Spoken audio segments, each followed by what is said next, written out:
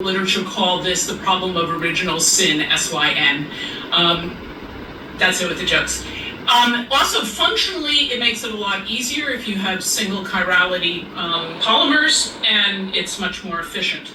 So that's sort of the high level. But let's get into how this actually emerged, which is something of deep interest to NASA. And the sort of dominant feeling when I spoke to headquarters about this is, well, it could have been a frozen accident, that there were, it could well have been a mirror biology that occurred. We don't know exactly. There's possibly there was some preference, but I'd like to go into this a little bit more, this idea that it was just simply a frozen accident, because there is a little literature out there, although the bottom line is we don't really know. But let me take you through some of the literature that is out there.